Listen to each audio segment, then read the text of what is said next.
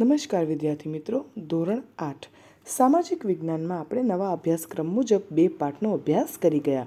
હવે આજે આપણે ભારતનો પ્રથમ સ્વાતંત્ર્ય સંગ્રામ એટલે કે આપણે જોયું કે કઈ રીતે બ્રિટિશરો આપણા ભારત દેશમાં પ્રવેશ કર્યો, અલગ અલગ જાતિઓએ પ્રવેશ કર્યો, ત્યારબાદ અંગ્રેજોએ કેવી રીતે બ્રિટિશરોએ કઈ રીતે આપણા ભારત ઉપર શાસન જમાવ્યું, કઈ શોષણ કર્યા, કઈ પદ્ધતિઓ અપનાવી, કયા યુદ્ધો દ્વારા એ લોકો આપણી પાસે અહીંયા કને ભારતમાં સત્તા સ્થાપી તેના વિશેની માહિતી મેળવી.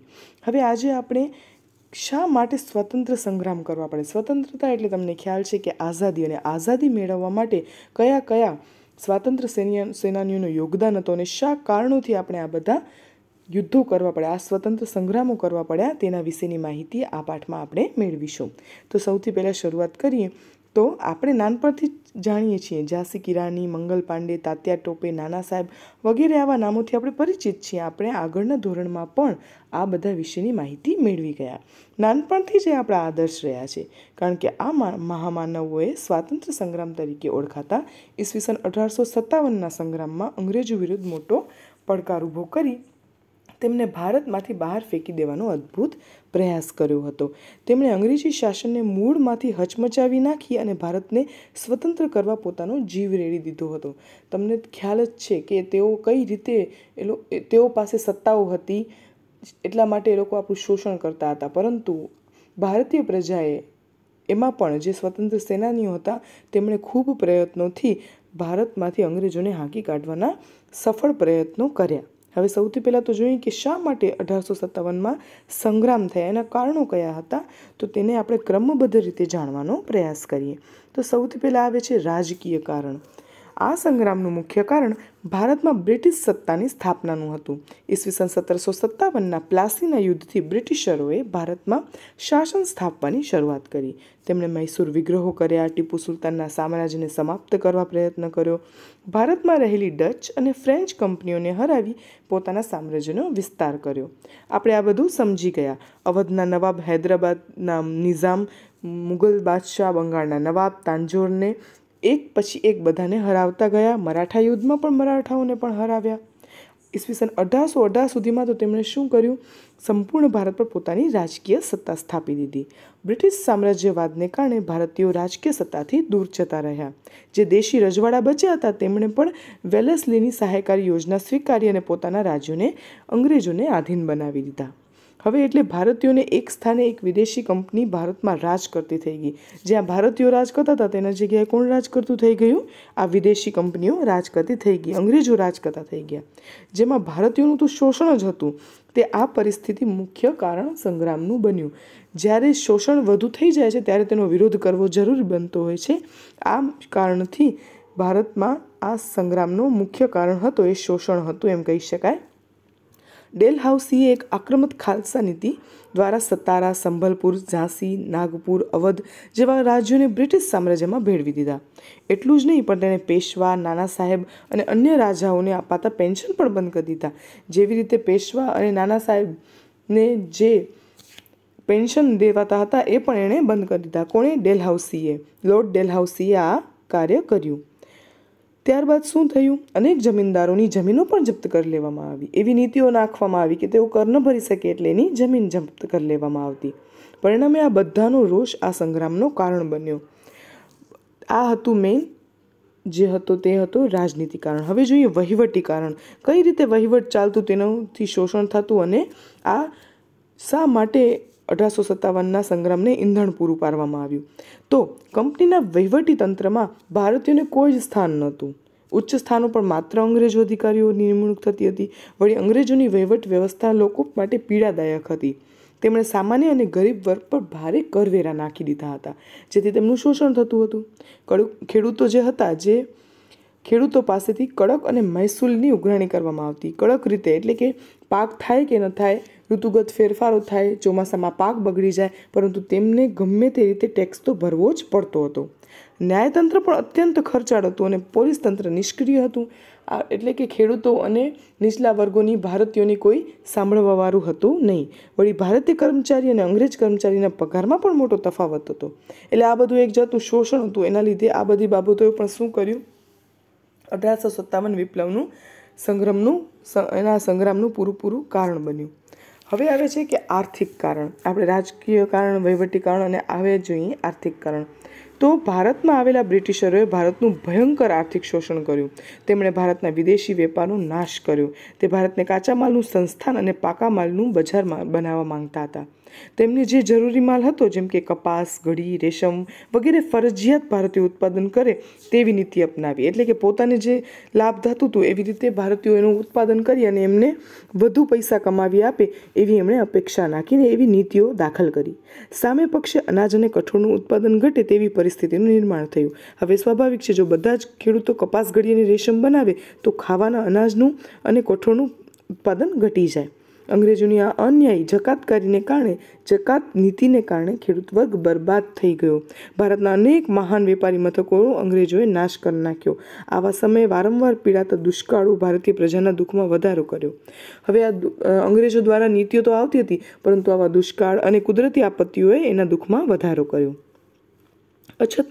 અનાજની અછતને લીધે લાખો ભારતીયો દુષ્કાળના ખપ્પરમાં હોમાઈ ગયા. ભારતના હુન્નર ઉદ્યોગો, ગ્રામ ઉદ્યોગો, હસ્તકળા, કારીગરી આ બધું જ નાશ પામ્યું.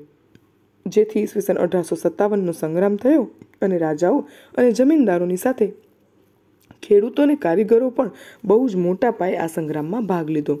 એટલે કે આ જે સંગ્રામ થયું એનામાં બધાનું આર્થિક શોષણ થતું હતું. જેથી જેને આર્થિક શોષણ થતું હતું તેમણે તેનો વિરોધ કર્યો અને આમાં પોતાનો ભાગ લીધો. ત્યારબાદ આવે છે સામાજિક ધાર્મિક કારણ. એટલે કે અંગ્રેજોએ ભારતીયોના સમાજ અને ધર્મમાં પણ ચંચુપાત શરૂ કરી દીધો. ખ્રિસ્તી પાદરીઓને ભારતમાં હિન્દુ અને મુસલમાનોને ખ્રિસ્ત ધર્મમાં વટલાવવાનો ખૂબ પ્રયત્ન કર્યો. વટલાવવું એટલે કે તેનું ખ્રિસ્તીઓએ હિન્દુ અને મુસ્લિમ લોકોને ખ્રિસ્તી ફરજિયાત ધર્મ પાળવા માટે એને સમજાવ્યા અને એના માટે કરી અને ખૂબ દબાણો કરવામાં આવ્યા. આપણે કહીએ ને કે એમનું બ્રેઇન વોશ કરવામાં આવ્યું અને તેમને ખ્રિસ્તી ધર્મ પાળવા માટે મજબૂર કરવામાં આવ્યા. તેમને સરકારનું રક્ષણ હતું. ઈસવીસન 1850માં અંગ્રેજોએ એક કાયદો કરી અને હિન્દુ કે મુસ્લિમ ખ્રિસ્તી થાય તો તેમને પૈતૃક મિલકતોમાં હિસ્સો મળે તેવું પણ ઠરાવવામાં આવ્યું. તેનાથી હિન્દીઓની શંકા વધારે દ્રઢ થઈ ગઈ કે આ અંગ્રેજો છે એ આપણા ધર્મનો પણ નાશ કરવા માટે પ્રયત્ન કરે છે. અંગ્રેજો અવારનવાર ભારતીયો સાથે તિરસ્કારપૂર્ણ વ્યવહાર કરતા હતા. તેઓ માનતા હતા કે ભારતીયો ગંદા, રોગિષ્ટ અને નિમ્ન કોટીના છે, જ્યારે ગોરા લોકો તેમના પર શાસન કરવા માટે જ આવ્યા છે. તેઓ ભારતીયો સાથે કોઈ સામાજિક વ્યવહાર કરતા નહીં. તેમના ઘરો પણ અલગ રહેતા. મંદિરો અને મસ્જિદોની મિલકત પર પણ કર નાખી દેવામાં આવ્યો હતો. આવા ધાર્મિક અને સામાજિક ભેદભાવના કારણે પણ જન સમુદાયમાં અંગ્રેજો પ્રત્યે રોષ પ્રગટ થયો અને તેમની નફરતની લાગણી ધરાવતા થઈ ગયા. આ બધા કારણો હતા જેનાથી તેઓ ખૂબ મજબૂર થઈ ગયા તેનો વિરોધ કરવા માટે અને આ બધા એના સંગ્રામના કારણો બન્યા. હવે લશ્કરી કારણ આવે છે. તો લશ્કરી કારણ શા માટે આવ્યું?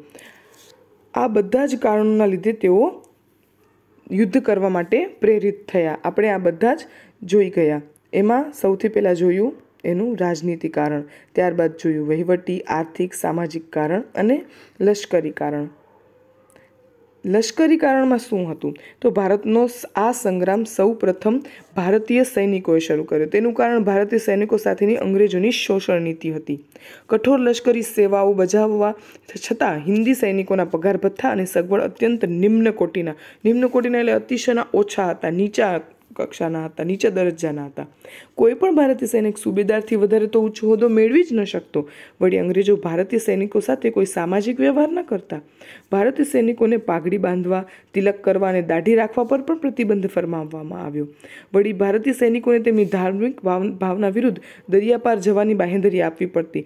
આ બધા કારણોના લીધે ભારતીય સૈનિકોએ પણ અંગ્રેજોના વિરુદ્ધ ઉશ્કેરાયા. એટલે આપણે એક રીતે અને એકંદરે જોઈએ તો અંગ્રેજોએ દરેક પાસા ઉપર હુમલા કર્યા, જેથી દરેક વ્યક્તિઓ તેમના માટે ભારતીય પ્રજાના મનમાં તેમના માટે રોષની અને નફરતની લાગણી ફેલાવા લાગી. અને ત્યારબાદ આવે છે તાત્કાલિક કારણ. એવું શું થયું કે જેથી તરત જ તે ચળવળનું રૂપ લીધું? ઈસવીસન 1857માં સંગ્રામનું એક તાત્કાલિક કારણ હતું ચરબીવાળા કારતૂસ. ચરબીવાળા કારતૂસ અહીં તમે તમારા પાઠ્યપુસ્તકમાં જોશો ને તો બ્રાઉન બેઝ રાઇફલ અને નવી એનફિલ્ડ રાઇફલની ચિત્રો આપેલા છે. એટલે કે અંગ્રેજ સરકારે સૈનિકો માટે જૂની બ્રાઉન બેઝ રાઇફલની જગ્યાએ નવી એનફિલ્ડ રાઇફલ ઉપયોગમાં લેવાનું નક્કી કર્યું હતું. આ રાઇફલના કારતૂસ મોટાભાગે કેપની દાંત વડે તોડવાની હતી. જાન્યુઆરી 1857માં બંગાળમાં રહેલા ભારતીય સૈનિકોમાં એવી અફવા ફેલાઈ કે આ કારતૂસો પર લગાવેલા આવામાં કેપ એટલે કે જે એનાથી તોડવામાં આવતું હોય એ ગાય અને ડુક્કરની ચરબીનો ઉપયોગ થાય છે. આ વાત ક્યાં ફેલાઈ ગઈ કે આમાં જે કેપની જે મોઢાથી તોડવામાં આવતી હતી તેની અંદર ગાય અને ડુક્કરની ચરબીનો ઉપયોગ થાય છે. હિન્દુ અને મુસલમાન એમ બંને ધર્મના સૈનિકો આ વાતથી અકળાઈ ઉઠ્યા, કારણ કે હિન્દુઓ માટે પવિત્ર જે ગાય માતા છે એ અને મુસ્લિમો માટે જે માંસ વર્જિત છે, પ્રતિબંધિત છે, એ ડુક્કરનું માંસ હતું. હવે તે મોઢામાં મૂકવાનો પ્રસંગ આવતા તેઓનું ધર્મ ભ્રષ્ટ થાય એવી નીતિ થતી હતી, એવા કારણો સર્જાતા હતા. સિપાહીઓ આ કારતૂસ વાપરવાનો ઇનકાર કરી અને સંગ્રામની શરૂઆત કરી. કેટલાક ઇતિહાસકારોના મતે આ માત્ર અફવા પણ હતી, એટલે આના કોઈ પુખ્તા કે ચોક્કસ પુરાવા ન હતા કે આમાં ગાય અને ડુક્કરની ચરબીનો ઉપયોગ થાય છે, પરંતુ તે મોઢેથી તોડવાની હોતા હિન્દુઓ અને મુસલમાનોએ આનો વિરોધ કર્યો. એટલે કે એમ પણ કહેવામાં આવે છે કે આ પણ એનું એક તાત્કાલિક કારણ હતું કે જેનાથી સંગ્રામની શરૂઆત જ થઈ ગઈ. એટલે એકંદરે જોવા જઈએ તો તેમણે ભારતીયોના દરેક પાસા ઉપર પ્રહારો કર્યા અંગ્રેજોએ, જેથી 1857 વિપ્લવનું એક કારણ બન્યું. આગળ આપણે જોશું કે તેની શરૂઆત કઈ થઈ અને તેનો વિકાસ કઈ રીતે વધ્યો. વિદ્યાર્થી મિત્રો, આજે આપણે અલગ અલગ કારણો જોયા કે શા માટે 1857નો વિપ્લવના કારણો શું હતા, જેથી ભારતીય પ્રજા ઉશ્કેરાઈ અને સંગ્રામ કરવા મજબૂર બની. તો તમે આટલું વાંચી જજો. આગળના પાઠમાં આપણે એનું કઈ રીતે શરૂઆત થઈ અને કઈ રીતે વિકાસ થયો તેના વિશેની પણ ચર્ચા કરીશું. નમસ્કાર વિદ્યાર્થી મિત્રો.